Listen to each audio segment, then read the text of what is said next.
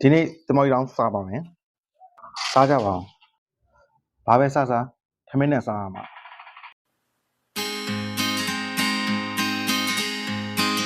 ချိန်နာရီရထားလေးအမြန်အောင်ပြေးမိုင်းနဲ့ညလေးကြောတိတ်ကိုတာ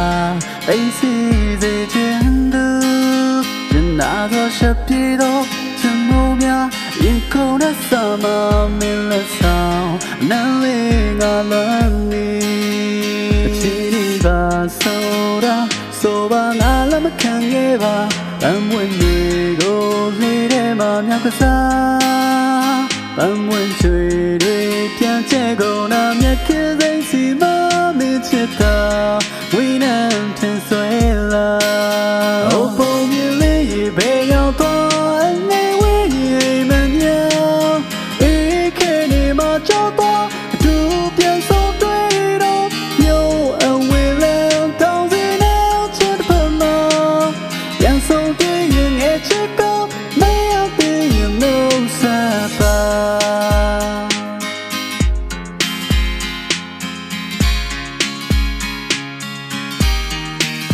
ကြေအောင်လို့ပြောင်းသွားလိုက်မြင်ရလိုက်အိမ်တိုင်းများတဲ့မ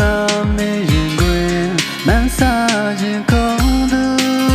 ကျန်နာသောရှက်ပြေတော့အချိန်မိုးများရင်ခုန်တဲ့ဆာမ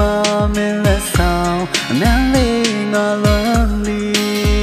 အချီးပါဆိုတာဆိုပါငါလည်းမခံခဲ့ပါအမွေတွေကိုလေးထဲမှာမြောက်ကစားအမွေချွေတွေပြန်ကျဲကုန်နာမြက်ခဲစိမ့်စီမမင်းချစ်တာဝိနန်းထင်ဆွဲလာအပုံမြင်လေး